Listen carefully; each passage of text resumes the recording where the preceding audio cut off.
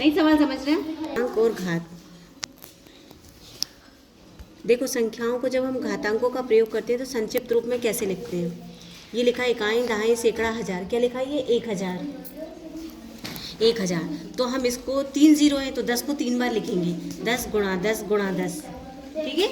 और हम इसको लिख सकते हैं 10 की घात 3। इसे बोलते हैं आधार और इसे बोलते हैं घात। जो नीचे लिखते हैं उसको बोलते हैं आधार और उसको बोलते हैं घात। 10 की घात 3 कैसे पढ़ते हैं? 10 की घात 3। देखो आधार 10 है और 3 घातांक कहलाता है। 10 के ऊपर घात 3 पढ़ा जाता है।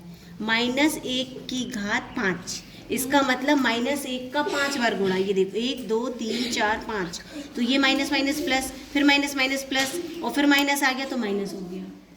अगर -1 की घात 3 मतलब इसका 3 बार गुणा, 3 बार किया माइनस माइनस प्लस और फिर माइनस किया तो माइनस आ गया। -1 की घात 4 मतलब 4 बार गुणा करेंगे तो ये प्लस, फिर ये दोनों मिलके प्लस, तो उत्तर प्लस में आया। -1 की घात 2, 2 का मतलब 2 बार गुणा करेंगे तो माइनस माइनस प्लस। आपको ये याद रखना है कि अगर घात सम है तो उत्तर आएगा धनात्मक, अगर घात विषम है तो उत्तर आएगा ऋणात्मक। अगर घात सम है तो उत्तर धनात्मक, अगर विषम घात है तो उत्तर ऋणात्मक। अब घातांकों के नियम क्या है? घातांकों के नियम है कि अगर इस तरह से लिखा है, दो अलग अलग जगह आधार समान है और घात अलग अलग है, तो इन दोनों घातों को हम जोड़ देते हैं। -3 की घात 4 और 3 को जोड़ दिया तो -3 की घात 7 हो जाएगी। ऐसे भी लिख सकते हैं a की घात m गुणा a की घात n। तो ये दोनों आधार जब समान होते हैं तो घातों को जोड़ देते हैं, a की घात m प्लस n। एक ही आधार वाली घातांकों का विभाजन। विभाजन का मतलब होता है कि भाग देना। 4 की घात 7 भाग 4 की घात 5। ये देखो बहुत इंपॉर्टेंट सवाल है और बहुत आसान है, बहुत ध्यान से समझो इसे कि हमें 4 की घात 7 से भाग देना है 4 की घात 5। तो हम ऐसा भी कर सकते हैं 4 की घात 7 बटे 4 की घात 5। 4 को 7 बार लिख दिया, 4 को 5 बार लिख दिया। अब 5 बार कट गया, 1 2 3 4 5, ये 5 और ये 5 कट गए, कितने बच्चे? 2। तो 4 की घात 2, 4 चौको 16। ऐसे भी कर सकते हो और ऐसे भी कर सकते हैं। 4 की घात 7 और ये नीचे वाला जो है ऊपर आके घटा देंगे, तो 7 से 5 घटाएंगे तो 4 की घात 2, तो 4 की घात 2 मतलब 4 चौको 16 या 4 की घात 2, ये भी उत्तर लिख सकते हैं हम इस तरह से। देखो a की घात m में भाग देंगे a की घात n। जब ये आधार समान होगा तो इन दोनों को घटा देते हैं।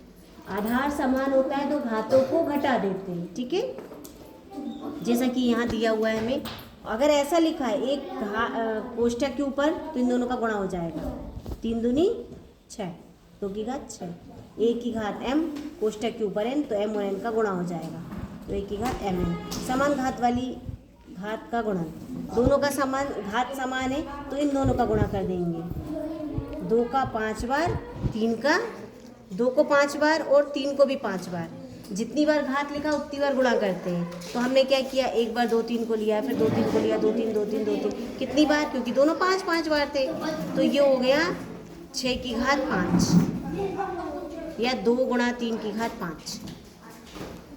ये क्योंकि 8वीं में है, अगर आप अच्छे से समझेंगे किसी भी शून्येतर पूर्णांक के लिए a की घात m गुणा b की घात n। अब देखो ये आधार अलग अलग हो गए, मैंने क्या बोला था? आधार और घात समान हो गई। अगर घात समान है तो घात को बाहर लिखेंगे और आधार का गुणा कर देंगे, गुणा हो गया। ये नियम है, फॉर्मूला, विधि, इसको याद रखना है। 4 की घात 3 बटे 4 की घात 3, ये 3 और ये 3, इनसे ये कट गया तो कितना बचा? 1। और इसका ये भी मतलब होता है अगर ये नीचे लिखा तो ऊपर आके घटा देंगे। ये देखो 4 की घात 3 भाग का चिन्ह 4 की घात 3, 4 की घात 3 से ये वाले 3 से ये वाले 3 को घटाएंगे तो 4 की घात 0। 4 की घात 0 का मतलब होता है 1। 1 की घात 0 भी 1 होता है, 10 की घात 0 भी 1 होता है, 100 की घात 0 भी 1 होता है, और 1 लाख 1 करोड़ कुछ भी अगर घात 0 कर दो तो उत्तर 1 आता, हमेशा याद रखना। 1 की घात 0 बराबर 1, ये भी एक नियम है। इस नियम को आपको याद रखना है क्योंकि 8वीं क्लास में ऐसे प्रश्न आते हैं, बहुत इंपॉर्टेंट है ये। अभी देखिए इसे क्या बोलते हैं? मानक रूप में व्यक्त करना। 63 को हमें 6.3 गुणा 10, मतलब हमने इसे घातांक के रूप में लिखना है तो हमने दशमलव लगा दिया और यहाँ 10 लिख दिया और 10 की घात 1। अब यहाँ पे हमें यहाँ दशमलव लगाना है तो 100 का गुणा करेंगे 10 की घात 2। अब हमें 1 2 3 4 हमने 4 अंकों के बाद तो 4 10 की घात 4 ये मानक रूप होता है।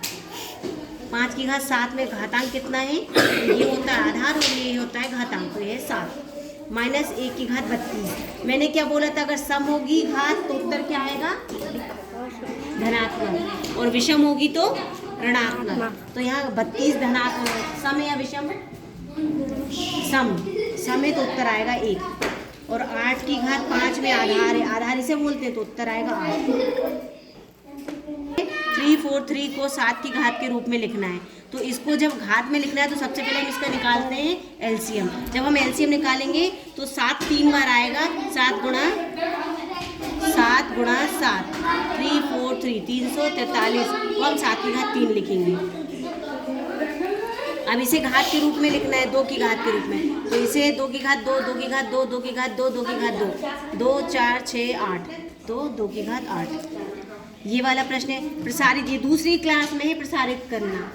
4 1 2 3 4, तो हम 4 0 1 के साथ 4 0 लगा के गुणा कर देंगे। फिर 7 के बाद 1 2 3 अंक है, तो 1 के साथ 3 0 लगा के गुणा कर देंगे। क्यों? क्योंकि ये है 1000, इसके बाद 5 सैकड़ा, इसके बाद 6 दहाई और 1 इकाई। तो इस तरह से प्रसारित रूप लिखते हैं। इसको घातांक के रूप में लिखना है तो सबसे पहले 256 का हम एलसीएम करेंगे तो ये आएगा। और कितनी बार आ रहा है? 1 2 3 4 5 6 7 8, तो 2 की घात 8। इसे क्या पढ़ेंगे? 2 की घात 8। अभी देखो मैंने बताया था माइनस कैसे करना है। 8 की घात 5 भाग देना 8 की घात 5, ऐसे लिख के काट देंगे तो 8 की घात 0 मतलब 1, घटा देंगे तो भी आएगा 8 की घात 0 बराबर 1, क्योंकि ये नियम होता है, ये नियम याद रखना है। अब इसे मानक रूप में, मानक रूप का मतलब हमें यहाँ दशमलव लगाना है, तो कितने अंक हैं? 1 2 3 4 5 6 7 8 9, तो हम 3.41 गुणा 10 की घात 9 लगा देंगे, ये मानक रूप होता है। 2 की घात 3, ये भी एक नियम होता है, बताया था मैंने। 1 की घात m की घात n, तो क्या करते हैं हम 1 की घात m और n का गुणा कर देते हैं, मतलब 1 की घात m और n। ये नियम आपको याद रखना है, ठीक है। तो अब क्या करेंगे? इन दोनों का गुणा कर देंगे, 7 की घात 6 उत्तर। अगला प्रश्न सरल कीजिए और उत्तर को घातांक रूप में लिखिए। ये नियम याद रखना है जैसा कि मैंने यहाँ बताया था। तो क्या करेंगे हम? ये हो जाएगा 2 की घात 3 3 कितना हो जाएगा? 9, 3 की घात 9 5 की घात 9, इन तीनों का गुणा करेंगे और यहाँ 9 आ जाएगा, तो इन सब का गुणा करेंगे 30 की घात 9। 128 गुणा 81 को केवल अभाज्य गुणनखंड की घातों के रूप में, गुणनफल के रूप में हमें लिखना है। तो हम एलसीएम करेंगे और एलसीएम में ये हमें मिलेगा 2 की घात 7, 81 का एलसीएम करेंगे तो ये मिलेगा 3 की घात 4। तो हम इससे 128 गुणा 81 को लिख सकते हैं 2 की घात 7 गुणा 3 की घात 4।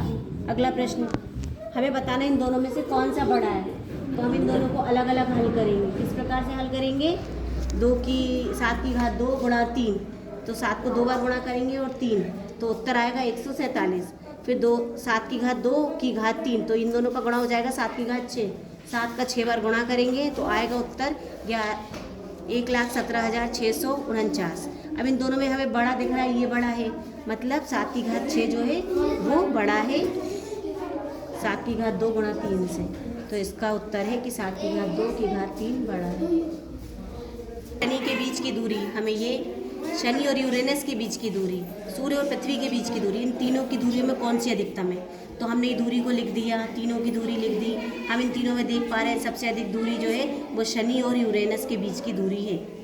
अब ये सवाल है हमें किसका मान अधिक है और इनके बीच का अंतर ज्ञात करना है। तो हम सबसे पहले क्या करेंगे? 3 की घात 7 बटे 3 की घात 0 गुणा 3 की घात 5, तो ये 0 मतलब 1 हो जाएगा नीचे, तो 3 की घात 7 और गुणा 3 की घात 5, मतलब ये 7 और ये 5 बार हमें गुणा करना है। जितनी बार लिखा था हमने 3 की गुणा 7 बार, 3 का गुणा 5 बार लिख दिया, और इसका हम गुणा करके यहाँ उत्तर लिखेंगे। और यहाँ पे 6 की घात 2 गुणा 6 की घात 4 भाग 6 की घात 3, तो ये हो जाएगा 6 की घात 4 और 2 6 और ये 3, तो 6 से ये 3 से 3 कट जाएंगे या 3 बचेंगे, 6 का गुणा 3 बार करेंगे तो 216 आएगा। फिर इसका हम गुणा करके अंतर निकाल लेंगे। पैटर्न बनाकर बताना है हमें कि घात शून्य होने पर मान एक आता है। किस प्रकार? एक की घात शून्य मतलब एक की घात एक और एक की घात -1। जब एक से -1 घटाएंगे तो 0 आएगा, मतलब 1 आएगा। कैसे लिख सकते हैं? एक की घात एक को हम a लिखेंगे और एक की घात -1 को 1/a लिखेंगे, ये ऐसे एक कटेगा, 1 आएगा उत्तर। इसी प्रकार से ये 2 वाला और 3 वाला।